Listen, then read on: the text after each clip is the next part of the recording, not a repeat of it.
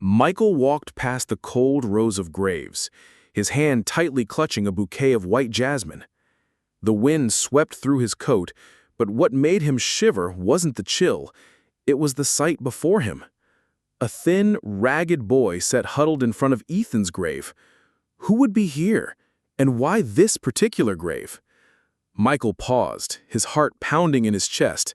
He cleared his throat, his voice deep but firm. "What are you doing here?" The boy flinched, his bright eyes flashing with suspicion. In an instant, he sprang to his feet and darted toward the forest behind them.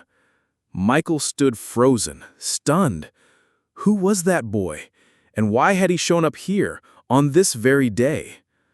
Little did he know, this encounter would change his life forever. Can you guess what lies ahead? Stay tuned to uncover the shocking truth. Michael Caldwell had everything: luxury cars, a vast mansion, and seemingly endless wealth. But none of it mattered anymore, ever since he lost his only son, Ethan, in a tragic accident 5 years ago. Every Sunday without fail, Michael visited Ethan's grave in a quiet cemetery nestled beneath towering trees on the outskirts of the city. It was the only place he allowed himself to truly feel the deep pain inside. One Sunday, as Michael approached the grave, holding a bouquet of white jasmine, the flower Ethan loved, he noticed something strange. A boy, about 5 or 6 years old, sat cross-legged in front of Ethan's headstone. The boy's clothes were torn, his face covered in dirt, and his hair a tangled mess. He looked like a beggar, someone who had lived on the streets. Michael stopped abruptly, his grip tightening around the flowers, his throat choking with emotion. Who was this boy, and why was he here, in this place? This cemetery was private, rarely visited by outsiders. Clearing his throat, Michael's voice cut through the air, cold but filled with curiosity. "What are you doing here?" The boy looked up, his eyes wide with fear, but also defiance. For a brief moment, their eyes locked. On one side, Michael, tall and imposing in his meticulously tailored suit. On the other, the boy, small and fragile, yet his gaze held a surprising strength. Without saying a word, the boy quickly jumped to his feet and ran into the dense forest surrounding the cemetery, disappearing into the shadows of the trees. Michael stood frozen, his heart pounding in his chest, unable to tear his eyes away from the spot where the boy had vanished. Michael placed the bouquet down and stepped forward, but the boy was already gone. His body went rigid, his heart still pounding, not only from the unexpected encounter, but from the question swirling in his mind. Who was this boy? Why was he at Ethan's grave, and why did he run away like that? The uneasy feeling gnawed at him, making it impossible to stop thinking about the boy. The image of the small figure, his torn clothes, and his bright eyes staring at him haunted him so much that sleep seemed impossible. Michael's mind knew there was something familiar about the boy's gaze, but he couldn't place it. The next morning, Michael called Jonathan, the private investigator he had trusted for years in his business dealings. "I need you to find someone for me." His voice was firm. "The boy is about 5 or 6. He was at my son's grave yesterday. Find out who he is and where he came from." Jonathan didn't ask any further questions, simply nodding and getting to work immediately. Meanwhile, Michael's mind was completely consumed by the image of the boy. He had spent years building walls around his heart, burying his pain in work and wealth. But now those walls seemed to be crumbling. Jonathan worked tirelessly for days, following every lead he could find. He reviewed footage from the cemetery's security cameras, interviewed nearby residents, and even contacted local shelters and schools. Michael could hardly contain his growing impatience. His business meetings, his usual interactions all felt distant, meaningless. All he could think about was the boy and the mysteries surrounding him. Every passing minute felt suffocating, and he could no longer focus on anything. His hands began to sweat, and his mind spiraled with endless thoughts.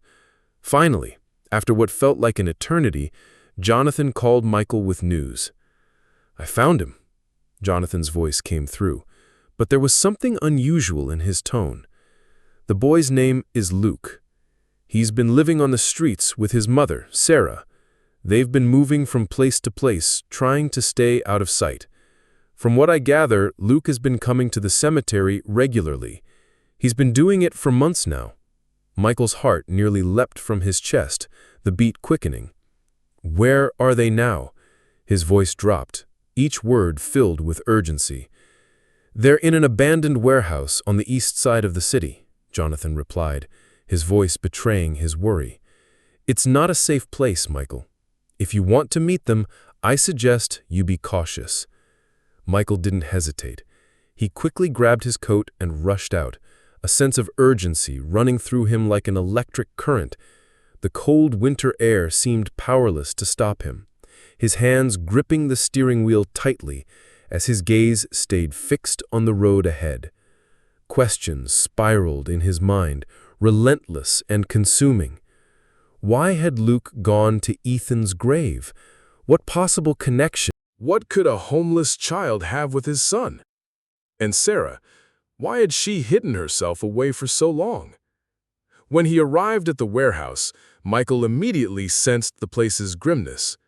The building was old, its walls crumbling, windows shattered, and strange graffiti markings covered every surface.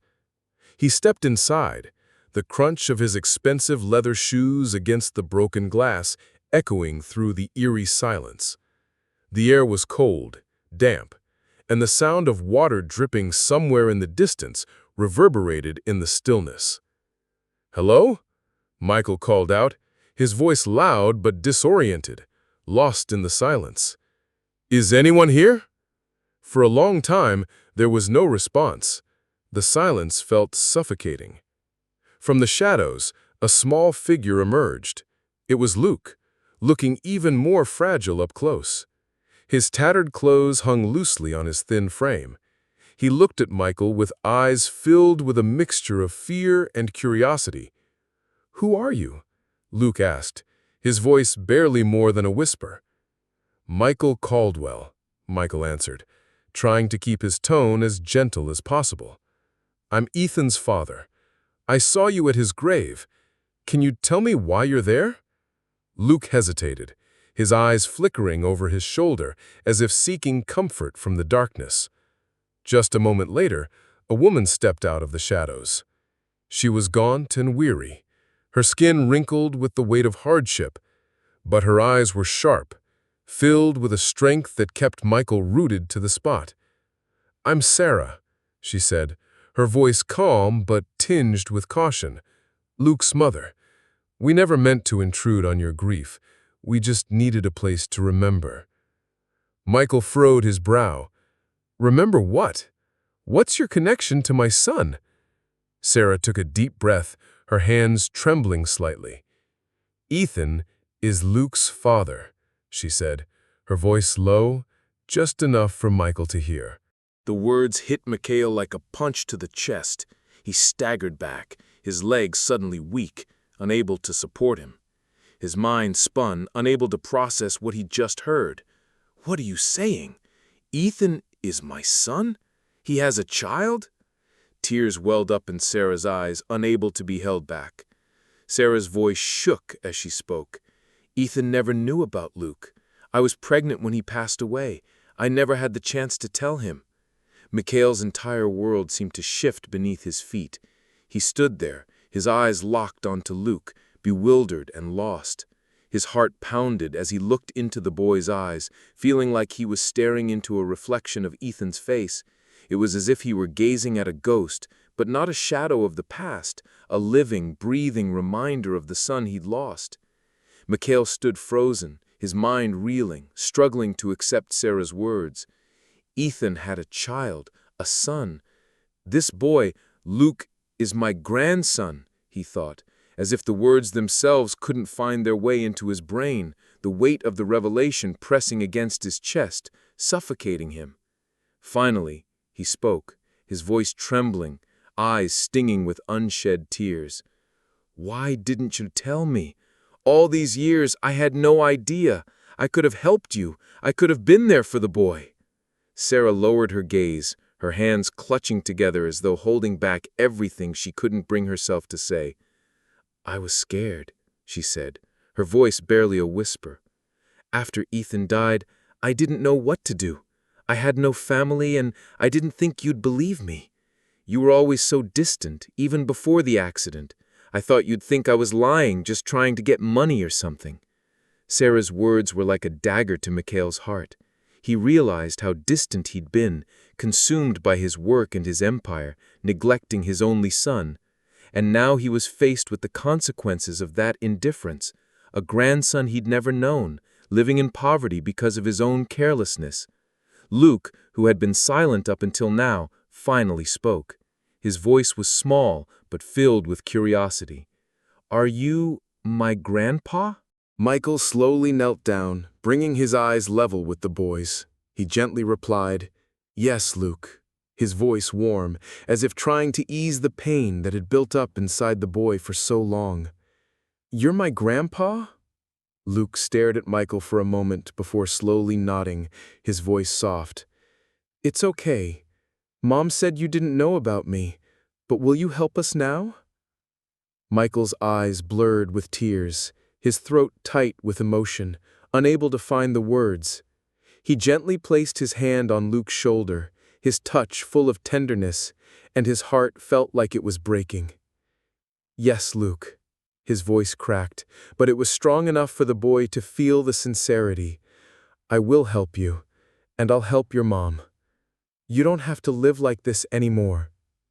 Sarah stepped forward, her face a mixture of relief and concern. "Michael, I don't want your money," she said firmly. "I just want Luke to have a better life. He deserves that." Michael stood up, his gaze unwavering, not out of obligation, but out of something far more profound. "I'll help you both, Sarah," he said, his voice low and steady. "Not just because of money, but because you're family. Family always takes care of each other." In the days that followed, Michael arranged for Sarah and Luke to have a small, cozy apartment near his home. He hired a tutor for Luke and helped Sarah find a stable job. More importantly, he spent time with them, getting to know Luke, listening to Sarah's struggles, and slowly building a relationship he had never imagined. One evening, as they sat together in the apartment, Luke looked up at Michael, a shy smile spreading across his face.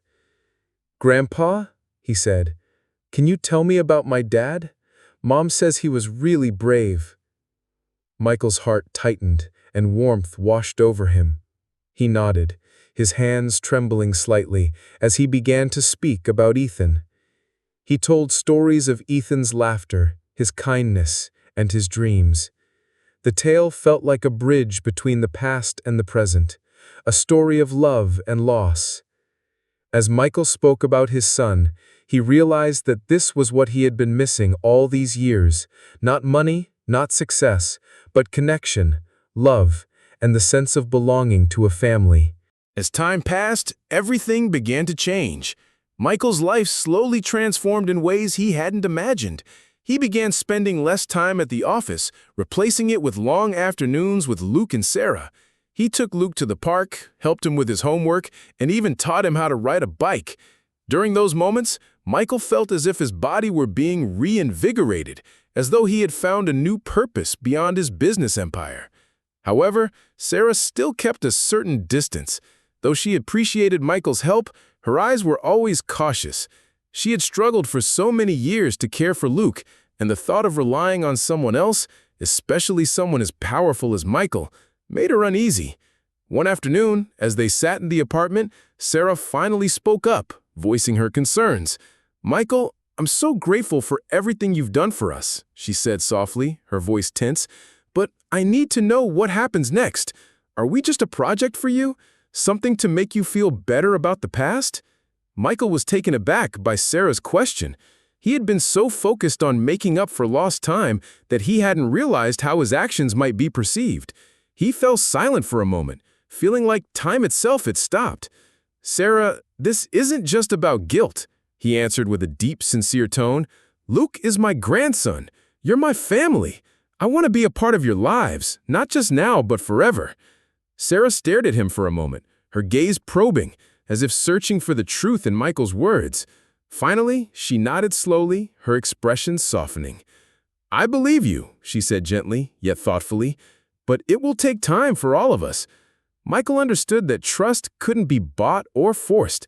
It had to be built step by step, day by day. Meanwhile, Luke continued to grow. The boy loved spending time with his grandfather, eager to learn everything about his late father. One day, as they sat together in Michael's office, Luke asked a question that took him by surprise. "Grandpa, why didn't you and Dad get along?" Luke asked innocently, his bright eyes fixed on Michael, waiting for an answer. Michael sighed, a heavy feeling settling over him, as if a boulder had landed on his chest. He could feel regret creeping into every breath, and the truth stuck in his throat, making it hard to speak. "I made so many mistakes, Luke," he admitted, his voice low and full of pain. "I was too focused on work and didn't make time for your dad. I thought I was doing what was best for him, but I was wrong. I didn't understand how much he needed me until it was too late." Luke thought for a moment, his eyelids fluttering as he tried to make sense of it. Then he smiled softly, his gaze comforting without a word. "But you're here now," Luke said, his voice sincere, as if he had found the answer to the story.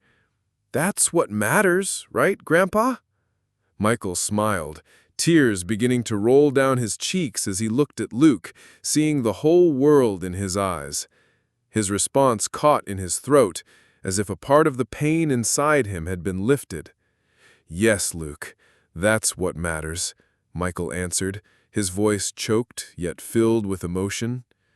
As time passed, Michael began to see the world through Luke's eyes. He paid attention to the little things he might have missed before, the way Luke's face lit up whenever he learned something new, the way he laughed so freely during their games, the way he looked at him with trust and affection. Those moments served as a reminder of what he had lost with Ethan, but also as an opportunity to correct his mistakes and build what he hadn't had a chance to before. One evening, as they sat together on the balcony, watching the sky turn pink and red at sunset, Luke turned to Michael and asked, "Grandpa, do you think Dad would be proud of us?" Michael felt a wave surge within him, as if his heart had suddenly expanded, beating faster. He took a deep breath, his muscles tensing, and then pulled Luke close, wrapping an arm around his shoulders. The warmth from Luke calmed him. "I think your dad would be very proud of us, Luke," he said, his voice deep and warm, his gaze far away, as if speaking to the past. "And I think he's watching over us, smiling." As the days went by, Michael, Sarah, and Luke gradually settled into a new rhythm of life. The once lonely billionaire had found joy in the simple moments, mornings with Luke, quiet conversations with Sarah, and the sound of laughter echoing through their home. For the first time in years, Michael truly felt like a part of a family. But not everything was easy. Sarah still had her doubts. She couldn't fully trust Michael. She had faced so many struggles on her own in the past that opening her heart to anyone, especially a powerful, wealthy man like Michael, wasn't easy. One evening, after Luke had gone to bed, Sarah sat beside Michael in the living room. She took a deep breath, her hands clenched, her eyes lowered to the floor, as if preparing herself to face something difficult. "You need to know the truth," she began, her voice steady but hesitant. "I'm still afraid afraid that one day you'll wake up and realize this isn't what you want, that we're too much for you. Michael looked at Sarah, his eyes softening but still serious. It was as if he understood everything she was carrying inside, those wounds she had never shared. "I understand why you feel that way," he said, his voice warm yet firm, his hand gently resting on hers, a promise that he wouldn't leave. "I've made mistakes in the past, and I can't change that, but I want you to know I'm here for you and Luke. Not out of obligation, but because I truly care about both of you. You're my family." Sarah nodded, her eyes glistening slightly, as if tears were just on the verge of falling, but she held them back. "I want to believe that, Michael. Really, I do. But it's hard to let go of the fear." "Take your time," Michael said gently, his voice warm and steady. "I'm not going anywhere." Their conversation marked a turning point, like a door slowly opening. Sarah, though still guarded, began to share more with Michael, her dreams, her fears, the burdens she had carried for so many years. She told him about the struggles of being a single mom, the nights when there wasn't enough food for Luke, the constant fear of losing him. Michael listened, his eyes filled with sympathy, a wave of sorrow rising in his chest as he thought about all she had endured. "You're so strong, Sarah," Michael said after a moment, his voice thick with emotion.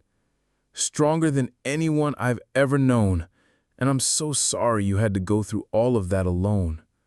Sarah smiled faintly, a bittersweet smile, and shook her head. "I'm not alone. I have Luke. He's always been the reason I keep going."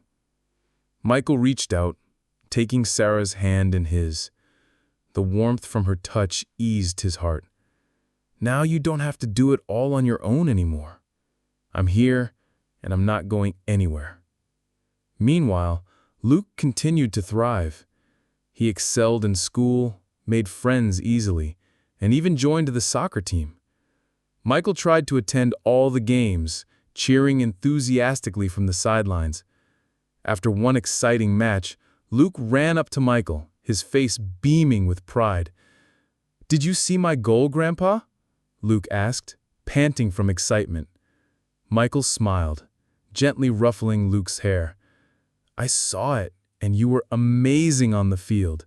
Your dad would be so proud of you." Luke's smile grew brighter. Then he hesitated for a moment, as if there was something left unsaid. "Grandpa, do you think one day we can visit Dad's grave? I want to tell him everything that's been going on," Luke said softly, his voice filled with longing. Michael's heart swelled. He felt a lump form in his throat, a warm yet heavy sensation. "Of course, Luke. I think that's a wonderful idea."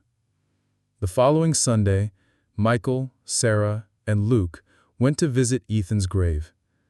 It was a crisp morning, sunlight pouring over the cemetery, with only the sound of rustling leaves breaking the quiet.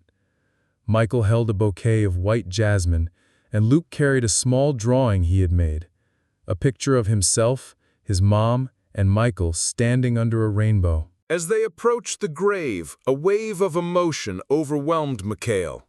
He felt as though a heavy stone had lodged in his throat, impossible to swallow. This was his first time back here, and the moment felt all the more profound.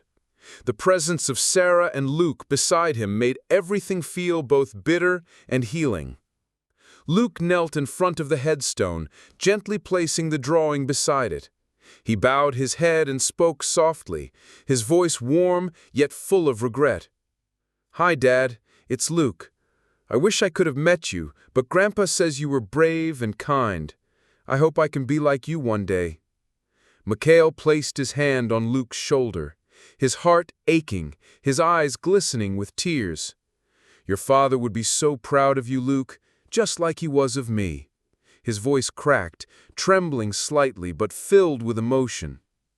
Sarah stood quietly by their side, her arms wrapped around herself, as if to hold on to her strength. After a moment, she stepped forward, gently placing her hand on the gravestone, softly whispering, "Ethan." Her voice was as delicate as a breeze. "I wish you could see how much your son has grown. He looks so much like you. And I wish you could see how much your father has changed. He's been there for us in ways I never thought he could. I think you would be proud of him too." Sarah spoke with a tenderness that made Mikhail's throat tighten. His breath suddenly felt heavy, a lump in his chest rising, choking him. The long years of regret had almost convinced him that peace was something beyond reach. But at this moment, in the quiet stillness of the cemetery, he felt a tranquility he hadn't known in so long. He knelt beside Luke, his hands shaking as he placed the bouquet of flowers on Ethan's grave. "Ethan," his voice caught, lost in emotion. "I'm sorry for all the time wasted. I wish I could go back and do things differently, but I promise I will take care of Luke and Sarah. I'll be the father and grandfather they deserve. And I know Luke knows how much I love him, even though the two of us never had the chance to meet." The three sat in silence by the grave, softly sharing stories of Ethan, remembering the journey that had brought them closer together. In that moment, Michael felt that he was truly honoring his son's memory, not just by visiting his grave, but by building a future with the family Ethan had left behind. As they headed back to the car, Luke took Michael's hand, his eyes serious. "Grandpa," he asked, "do you think Dad can hear us when we talk to him?" Michael looked down at Luke, a gentle smile spreading across his face. "I think your dad can hear us, Luke, and I think he's always with us, right here." He placed his hand over his chest. Luke nodded, his eyes lighting up. "Then every day, I'll talk to Dad, so he knows I'm okay." Michael's throat tightened again, his eyes moistening. "That's a wonderful idea, Luke," he said, his voice cracking with emotion. Time passed, and from those early days filled with anxiety, a year had gone by. The bond between Michael, Sarah, and Luke grew stronger. Michael decided to sell his mansion and move into a smaller, cozier house near Sarah and Luke's apartment. He wanted to be close to them, to be an irreplaceable part of their lives. His priorities had shifted completely, no longer driven by money or power, but by the love and connection he had found in his family. One evening, as the three sat together in the living room, Sarah turned to Michael, her expression thoughtful. "I've been thinking a lot," she said, her tone pensive. "Luke deserves a more stable life, a real home. I think now is the time we can do that, all of us." Michael looked at Sarah, his heart racing. A warm sensation spread through his body, almost taking his breath away. "Are you saying what I think you are?" Sarah smiled, her eyes gentle and sincere. "Yes, I think it's time we live together as a family." Luke, who had been quietly drawing at the table, suddenly looked up, his eyes wide with surprise. "Really? We're going to live together?" Michael laughed, the sound warm and bright, filling the room with joy. "If you want that, Luke, we'll find a house with a big yard for you to play in. Maybe we can even get a dog." Luke's face immediately lit up, his eyes sparkling with excitement. "A real dog? Can we name it after Dad?" Michael's heart softened, his gaze gentling as he looked at Luke. "That's a great idea, Luke," he said, his voice full of affection. Michael looked up at the starry sky, his breath slowing as if sinking into deep thought. Each light breeze that passed brought a sense of warmth, of closeness. Luke turned to look at him, his eyes bright, asking a question that made Michael's heart tighten. "Grandpa, do you think Dad is watching us?" Michael didn't rush to answer. He looked up at the twinkling stars. A soft smile crossed his lips, as if the words that hadn't yet escaped his mouth were already embedded in his heart. "I know Dad is watching us, Luke, and I think he's very happy. Happy that we're together, happy that you're safe and loved." A quiet peace surrounded them, only the whispering wind and the soft sighs of the night filling the air. Sarah sat beside Michael, reaching out to take his hand. Her eyes shimmered with gratitude as she spoke softly. "Thank you, Grandpa," she said, her voice light as a breath. "Thank you for giving us this opportunity, for giving Luke a life he deserves." Michael squeezed Sarah's hand, warmth spreading in his chest. "Thank you, Sarah, for trusting me, for allowing me to be part of your lives." As they sat under the starry sky, Michael realized he had found what he truly needed, not wealth or success, but love. A love that could heal, that could transform, and that made life worth living. He looked at Sarah, the woman who had become like a daughter to him, and at Luke, the little grandson, his heart brimming with indescribable happiness. He knew this was only the beginning.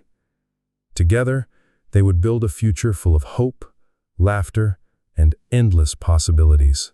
This story is a reminder that sometimes the most important thing isn't what we've lost, but what we can rebuild from today.